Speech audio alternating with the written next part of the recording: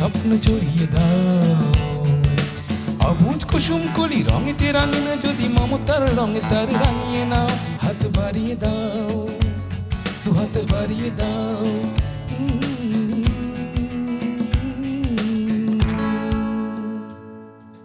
সুপ্রিয় দর্শক, আমন্ত্রণ জানাচ্ছি অটিজম নিয়ে RTVর নিয়মিত আয়োজন বার্জার পেইন্টস হাত বাড়িয়ে দিলাম অনুষ্ঠানে। আর আপনাদের সাথে আছি আমি সৈয়দা মুনিরা ইসলাম। দর্শক, অটিজম একটি জটিল স্নায়ু বিকাশজনিত সমস্যা এবং এর ফলে শিশুর মধ্যে মৌখিক এবং অমৌখিক যোগাযোগের সমস্যা, আচরণগত সমস্যা, সামাজিকরণের বিভিন্ন সমস্যা দেখা দেয়, যার ফলে অটিজম বৈশিষ্ট্যসম্পন্ন এই শিশুরা সাধারণ শিশুদের থেকে নানাভাবে পিছিয়ে থাকে। এবং এটা শুধুমাত্র তাদের জীবনেই প্রভাব ফেলে না, এইসব শিশুদের যে পরিবারগুলো থাকে সেই পরিবারগুলো মারাত্মকভাবে প্রভাবিত হয়। দেখা যায় অধিকাংশ পরিবারেই অটিজম বৈশিষ্ট্যসম্পন্ন শিশুদের এই যে বিশেষ চাহিদাগুলো, এগুলোকে সাপোর্ট দিতে যেয়ে পরিবারটার অনেক পরিবর্তন ঘটে যায়। সাধারণ চালচিত্র কিছুই খুঁজে পাওয়া যায় না অটিজম বৈশিষ্ট্যসম্পন্ন শিশুদের এই পরিবারগুলোতে। এই পরিবর্তন কতটা হয়, কিভাবে হয়, সেই বিষয়গুলো নানাভাবেই আপনাদের সামনে তুলে ধরেছি হাত বাড়িয়ে দিলাম অনুষ্ঠানের নানা এপিসোডে। আজও এমনই একটি গল্প নিয়ে আপনাদের সামনে হাজির হয়েছি, যেখানে সন্তানের এই চ্যালেঞ্জটাকে মোকাবেলা করতে, সন্তানের এই বিশেষ চাহিদাগুলোকে সাপোর্ট দিতে একজন মা তার পুরো জগৎটাকে পরিবর্তন করে ফেলেছেন। একজন মা স্যাক্রিফাইস করেছেন, কম্প্রোমাইজ করেছেন নানাভাবে, নানা বিষয়ে, এবং নিজে এখন একজন স্পেশাল এডুকেটর হিসেবে কাজ করছেন, সন্তানকে সাপোর্ট দিচ্ছেন এবং সাপোর্ট দিচ্ছেন তার এই অটিজম বৈশিষ্ট্য সম্পন্ন সন্তানের মতো আরও অনেক বিশেষ চাহিদা সম্পন্ন সন্তানদের। পাশাপাশি তার নিজের সন্তানটিরও কিন্তু অনেক উন্নতি ঘটিয়েছেন। কিভাবে ঘটলো এই ঘটনাগুলো, কিভাবে পারলেন তার এই যে বিশেষ জার্নিটা, সেটাই আজকে আপনাদের সাথে শেয়ার করব। এবং এই বিষয়গুলো জানার জন্যই আজকে আমন্ত্রণ জানিয়েছি সেই সাহসী মা এবং তার সেই অটিজম বৈশিষ্ট্য সম্পন্ন সন্তানকে। শুনব তাদের এই বিশেষ জার্নির গল্প। চলুন দর্শক, অনুষ্ঠানের শুরুতেই আপনাদেরকে পরিচয় করিয়ে দিই আমার আজকের অতিথিদের সাথে। আমার সাথে আছে অটিজম বৈশিষ্ট্য সম্পন্ন কিশোর ওয়েন্স লরেন্স গোমেজ এবং তার মা মার্গারেট এন মার্ক। দর্শক, চলে যাচ্ছে আলোচনায়। আর শুরুতেই আমি চলে যাব আমার বিশেষ অতিথি অটিজম বৈশিষ্ট্য সম্পন্ন কিশোর ওয়েন্সের কাছে। ওয়েন্স, কেমন আছো? ভালো আছি। আজকে আমাদের স্টুডিওতে এসেছো, তোমার কেমন লাগছে? ভালো লেগেছে। ওয়েন্স, তোমাকে কিন্তু আজকে দারুণ স্মার্ট লাগছে। হ্যাঁ। তুমি বুঝতে পারছো সেটা? হ্যাঁ, বুঝতে পারছি। কেন এতটা স্মার্ট লাগছে আমাকে একটু বলো তো। যে আমি শার্ট পরেছি, সানগ্লাস, ঘড়ি, প্যান্ট পরে আমাকে নায়কদের মতো লাগে। তাই? আসলে তোমাকে নায়কদের মতো লাগছে, যদিও চোখে তোমার সানগ্লাস নেই। তুমি কি সানগ্লাসটাকে সাথে করে নিয়ে এসেছো? নিয়ে এসেছি। আচ্ছা ওয়েন্স, আমি এবারে জানতে চাই কোন ধরনের পোশাক পরতে তোমার বেশি ভালো লাগে? লাল শার্ট পরতে। এই জন্য তুমি কি আজকে লাল রঙের শার্ট পরে এসেছো? শার্ট পরে এসেছি। এরপরে আর কোন কোন রং তোমার পছন্দ? এরপরে হচ্ছে খয়েরি কালারের শার্ট আছে না, শার্ট পরতে পছন্দ। আচ্ছা আচ্ছা, আমি বুঝতেই পারছি, খুব উজ্জ্বল রং বা ব্রাইট কালার যেগুলোকে বলি, সেসব কালারের শার্ট পরতে অনেক বেশি পছন্দ ওয়েন্সের। হ্যাঁ। তুমি কি শুধু শার্টই পরো নাকি শার্টের পাশাপাশি আরো অন্য পোশাকও পরো?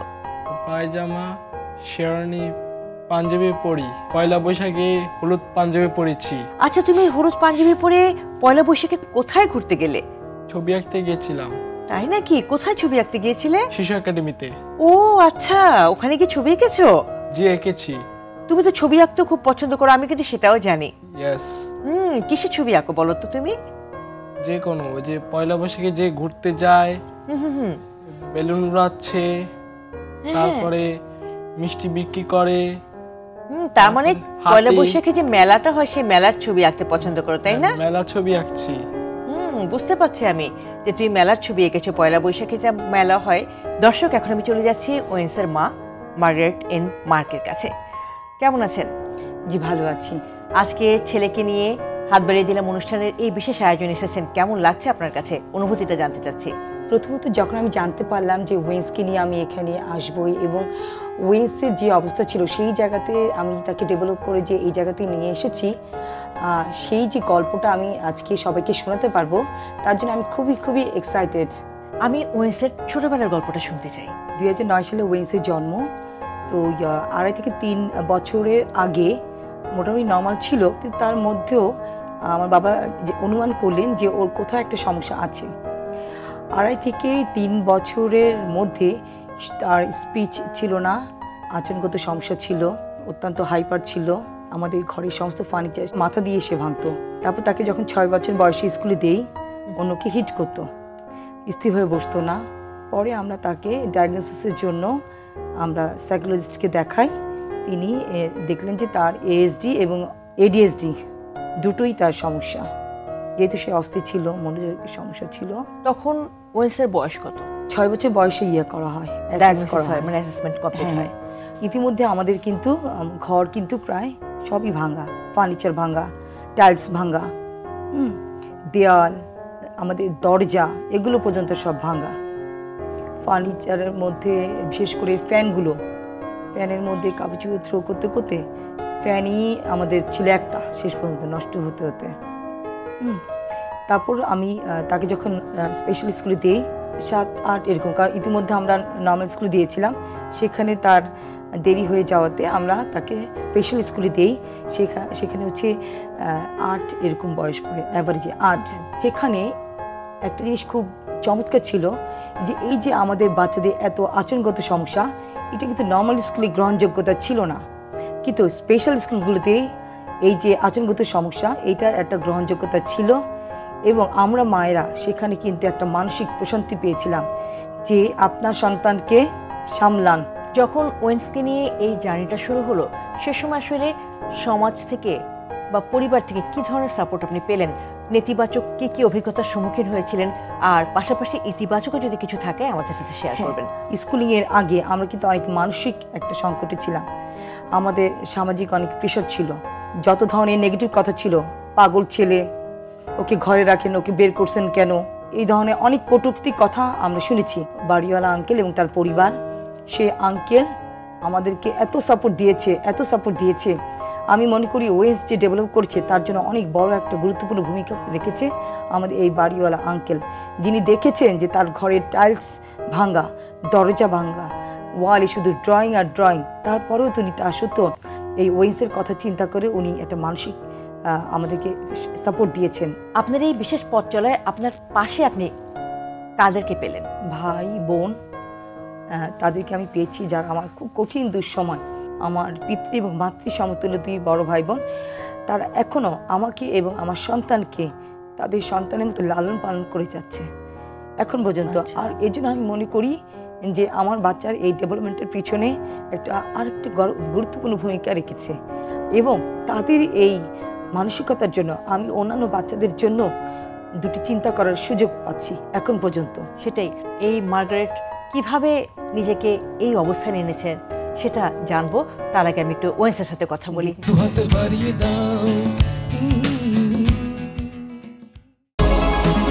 অসাধারণের ছোঁয়া পেলে সাধারণে কি ফিরে যাওয়া যায়? বার্জার লাক্সারি সিল্ক, গ্ল্যামারাস দেয়াল এমনটাই যেন নিজেকেই ছাড়িয়ে যায়।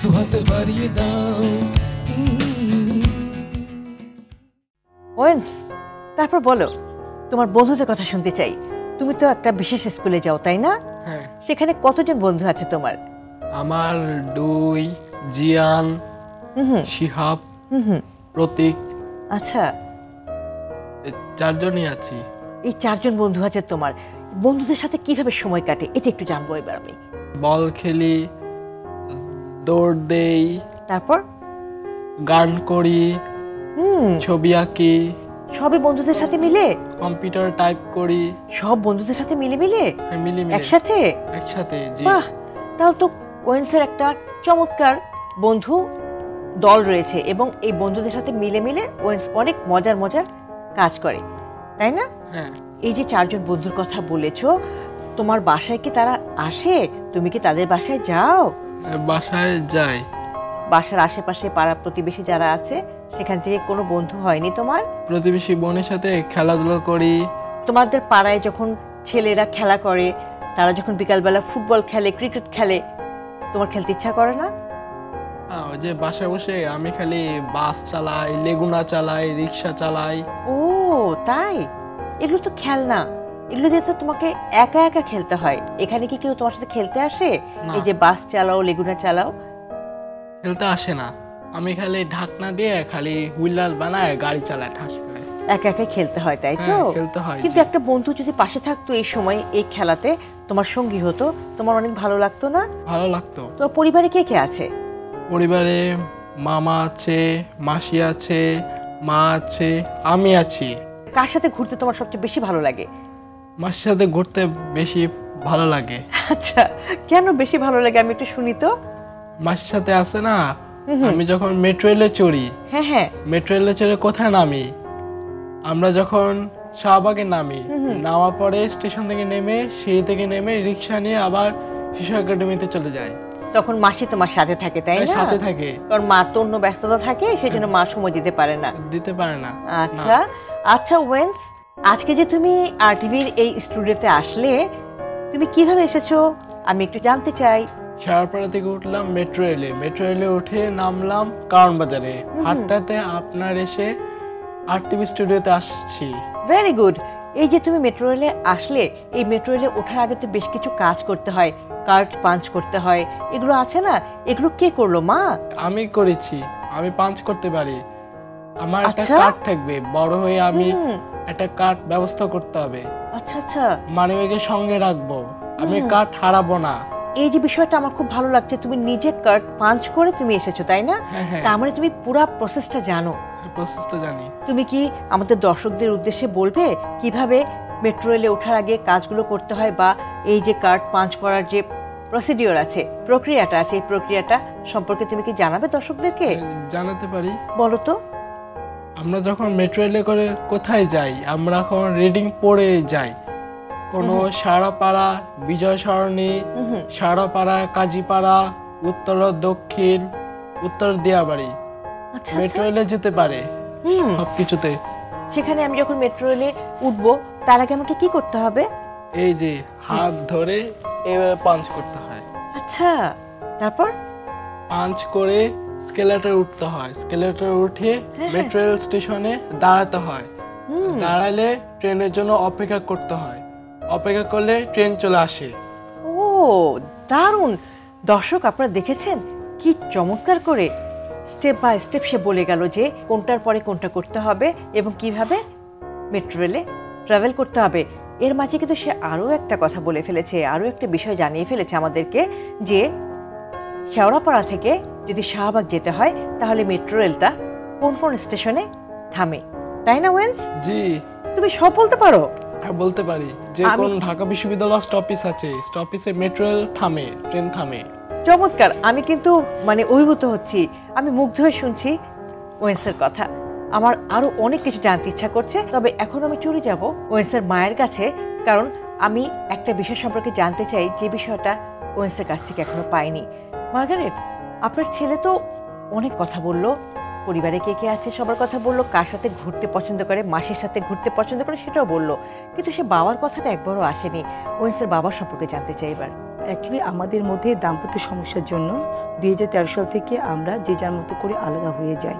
তখন থেকে সে তার বাবার কোনো ধরনের সাপোর্ট, ভালোবাসা এবং ইভেন তাকে ফিজিক্যালও সে দেখে নাই। যখন সেপারেশনের ঘটনাটা ঘটে তখন ওয়েন্সের বয়স কত ছিল? 4.5। তার বাবাকে দেখেছে তাহলে? ওই সময় দেখেছে, 13 সাল থেকে সে আর দেখেনি। কিন্তু এখন সে চায় না বাবাকে দেখতে, বা বাবার সে ছবিতে চেনে বাবাকে। সে কখনো বলে না যে বাবার কাছে যাব? না না, এটা বলে না, কিন্তু বলে মাঝে দু এক সময় বলে যে বাবা কোথায়। বাবা কখনো দেখতে আসে না ছেলেকে? না। দুর্ঘটনাটা ঘটলো, কারণটা কি ছিল? এটা আমাদের নিজেদের একটা ইয়ে ছিল, আপনাদের ব্যক্তিগত? হ্যাঁ। আচ্ছা, আসলে ইমোশনাল জার্নি তো এটা, পুরোটাই ইমোশনাল জার্নি। একটা অটিস্টিক সন্তানকে নিয়ে যখন একটা মার একাকী পথ চলতে হয়, সেটা যে কতটা কঠিন হতে পারে এটা তো আমরা এখন কিছুটা হলেও বুঝি, আর আপনার কথার মাধ্যমে সেটা দর্শকরা আরও ভালোভাবে বুঝবেন। আমি সেখান থেকে শুরু করি, যখন ওয়েন্সের বাবা চলে গেল আপনাকে আর ওয়েন্সকে একা করে, আপনাদের সেপারেশনটা হয়ে গেল, তারপর থেকে আসলে এই যুদ্ধটা কিভাবে আপনি একা সামলাচ্ছেন? একদিকে ওর বাবা যখন আমাদেরকে ছেড়ে চলে গেল, আমি যে কোম্পানিতে ছিলাম সেখানে আমি ফিজিক্যালি আমার জবটা ছেড়ে দিই এবং আমার এমডি স্যারের পার্সোনাল কাজ করি। সেখান থেকে আমি ছোটো একটা অ্যামাউন্ট পেতাম এবং আমার তখন অনেক অর্থনৈতিক সংকট ছিল। এই সংকটের মধ্য দিয়ে আমার 2 ভাই বোন তারা আমাকে আর্থিক এবং মানসিকভাবে সাপোর্ট দেয় এবং এই সময় আমি চেষ্টা করেছি যে ওয়েন্সের পাশে থেকে ওকে বোঝার এবং উপলব্ধি করলাম যে না, আমার এখন এই মুহূর্তে ওকে এবং আমাকে চালাতে গেলে বেকার থাকা যাবে না, আমাকে তখন একটা প্রফেশন আসতে হবে। ওয়েন্সের বাবা কি কোনোভাবেই কোনো সহযোগিতা করে না? না, কোনোভাবেই আমাদেরকে কোনো সহযোগিতা করেনি। আপনি চাননি কখনো? না, আমিও কখনো চাইনি।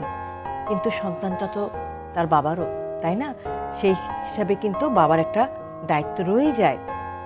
আমার কাছে মনে হয়েছে মন থেকে যে বাবা তার সন্তানের জন্য যদি কিছু না করে তাহলে আমি 1000বার ফাইট করেও আমি কিন্তু পাবো না, বরং বারবার আমরা কষ্টের সম্মুখীন হব, মানসিক কষ্টই পাবো। আজকে যখন ওয়েন্স আপনাকে বলে যে বাবার কথা জিজ্ঞাসা করে, বাবার কাছে যেতে চায়, আপনি কিভাবে এটা ম্যানেজ করেন? আমি তখন বলি যে তোমার বাবা যিশু বাবার কাছে চলে গেছে। সে কি তখন সেটা মেনে নেয়? সে মেনে নেয়। দর্শক, এটা শুধু ওয়েন্সের বাবার ক্ষেত্রে না, ওয়েন্সের পরিবারের ঘটনা না, এরকম ঘটনা আমাদের সমাজে অনেক আছে, যে বাবারা বিশেষ চাহিদা সম্পন্ন সন্তানদেরকে এভাবে রেখে চলে যান। হতে পারে যে কোনো কারণে মনোমালিন্য হতে পারে, যে কোনো কারণেই বিচ্ছেদ ঘটতে পারে, কিন্তু সন্তানের দায়িত্ব এড়ানোটা আসলে একদমই সঠিক কাজ না। যে বাবারা এভাবে সন্তানকে ভুলে থাকেন, নিজের কাছে একটু জিজ্ঞাসা করেন তো আসলে কতটা সঠিক কাজ আপনারা করছেন। এই দায়িত্ব শুধু মায়ের না, কিন্তু বাবারও দায়িত্ব। ওয়েন্স এবং তার মায়ের এই বিশেষ পথ চলার অভিজ্ঞতা নিয়ে আরও অনেক কিছু জানবো, অনেক কিছু শুনবো, তবে তার আগে নিয়ে নিব ছোট্ট একটি বিরতি। দর্শক, অটিজম নিয়ে RTVর নিয়মিত আয়োজন বার্জার পেন্টস হাতবাড়ি জেলা অনুষ্ঠানের এই পর্যায়ে নিয়ে নিচ্ছি ছোট্ট একটি বিরতি। ফিরছি কিছুক্ষণের মধ্যেই, আমাদের সঙ্গেই থাকুন।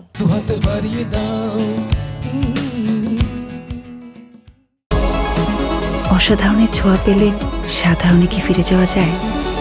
বার্জার লাক্সারি সিল্ক, গ্ল্যামারাস দেয়াল এমনটাই যেন নিজেকেই ছাড়িয়ে যায়।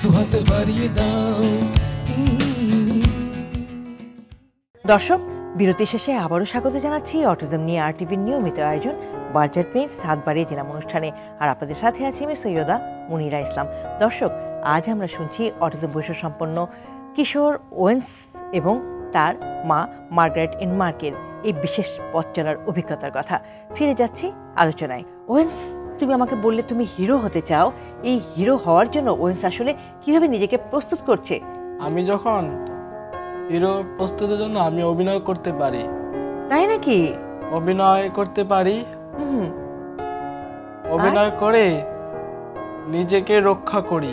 ওয়েন্স, আমি শুনেছি যে তুমি নাকি বলে দিতে পারো কোন বাসের রুট কোনটা, কোন বাস কোথায় যায়, ইত্যাদি ইত্যাদি, তাই কি? হ্যাঁ। মিরপুর থেকে শাহবাগে কোন বাসগুলো চলাচল করে? বিহঙ্গ, শিকড়, দোতলা বাস চলাচল করে। শাহবাগ থেকে উত্তরায় কোন কোন বাস চলাচল করে? 3 নম্বর বাস চলাচল করে। তুমি কিভাবে এগুলো জানো? হ্যাঁ, সবকিছু জানি। কিভাবে জানো? আমার তো সেটা জানতে ইচ্ছা করছে। যে কোনো রবডব বাস কোথায় যায়? রামপুরা থেকে আবার ফিরে আসে গাবতলী। তাই নাকি? তারপর গাবতলী থেকে যায় হচ্ছে বনানী, গুলশান 2, রামপুরা বাড্ডা যায়। বলছিলে বাসায় তুমি গাড়ি চালানোর প্র্যাকটিস করো এবং নানা রকমের গাড়ি তুমি চালাও।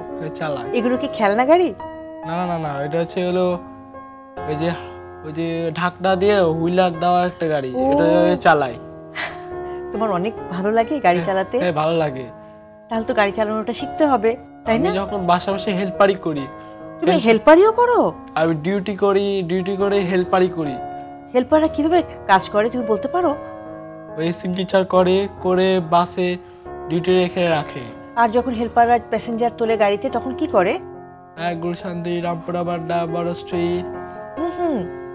আচ্ছা আচ্ছা, কিন্তু এখানে তো আসলে বাস নেই, যার কারণে ও ওভাবে ধাক্কাটা দিতে পারলো না, কিন্তু এভাবেই হেল্পাররা বাসে যাত্রী তোলে ডেকে ডেকে, তাই না? হ্যাঁ হ্যাঁ। তুমি খুব মনোযোগ দিয়ে এগুলো দেখো, তাই না? হ্যাঁ, দেখি। ভালো লাগে? জি। আচ্ছা, বড় হয়ে গাড়ি চালাবে, হ্যাঁ জি, এটাই ইচ্ছা।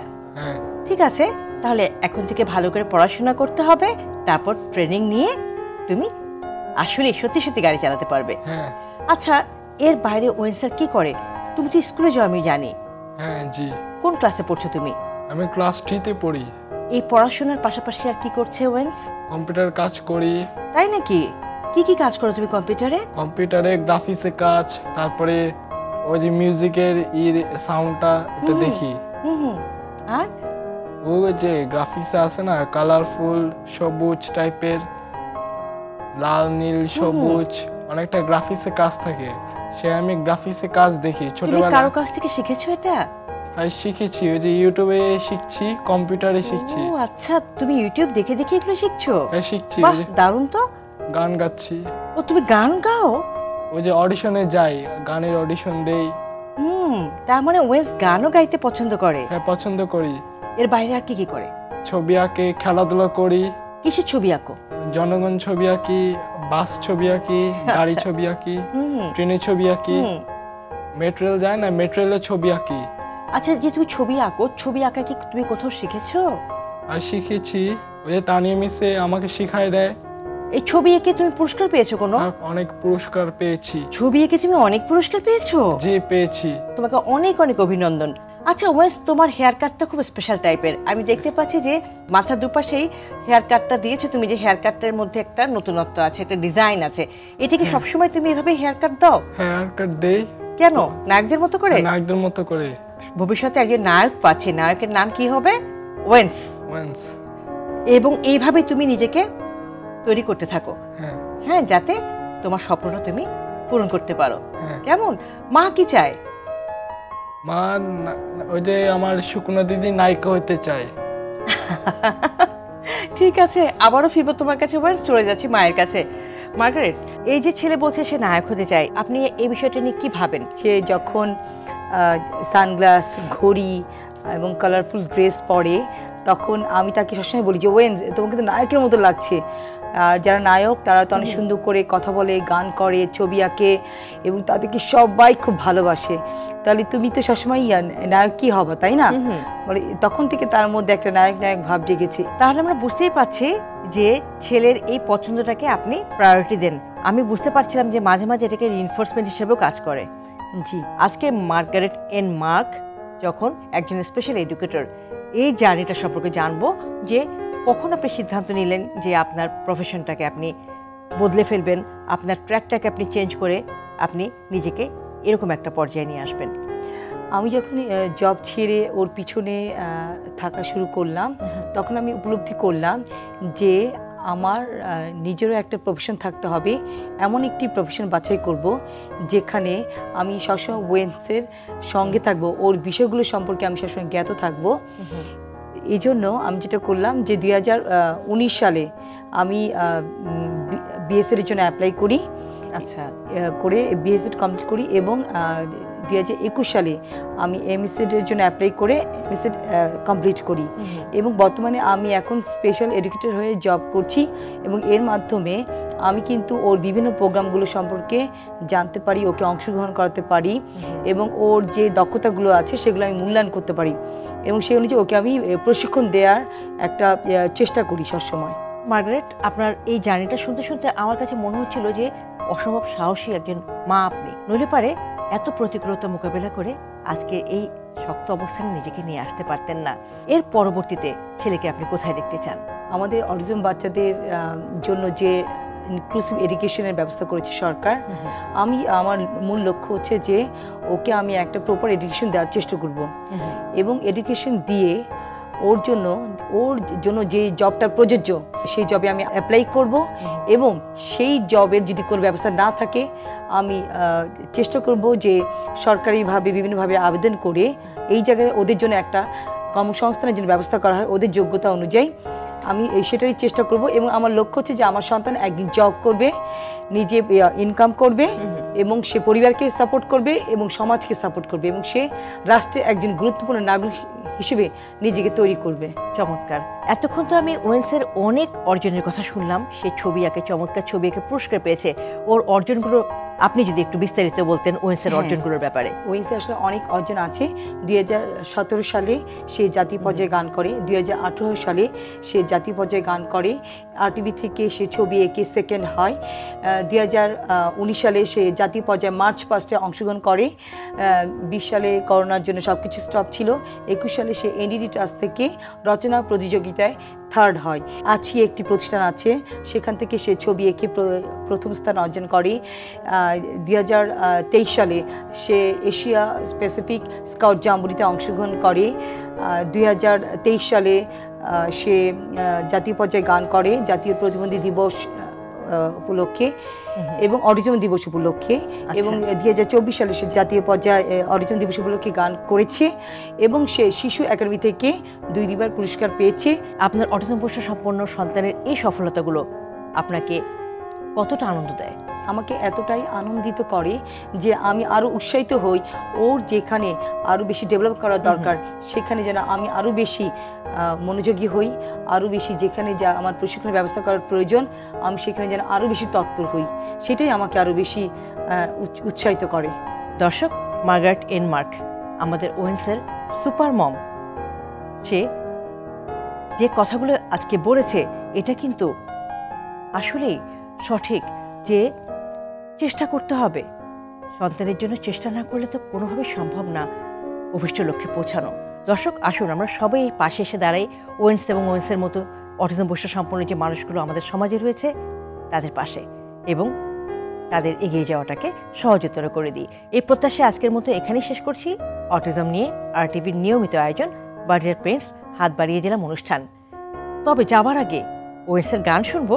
আজকে বাড়ি যাব আমরা সেই গান শুনতে শুনতে। তুমি এখন আমাদের কোন গানটা শোনাবে? তোমার ঘরে বাস করে কারা হায় মন জানো না, তোমার ঘরে বসত করে কয়জনা মন জানো না, তোমার ঘরে বসত করে কয়জনা, তোমার ঘরে বাস করে কারা হায় মন জানো না, তোমার ঘরে বসত করে কয়জনা মন জানো না, তোমার ঘরে বসত করে কয়জনা।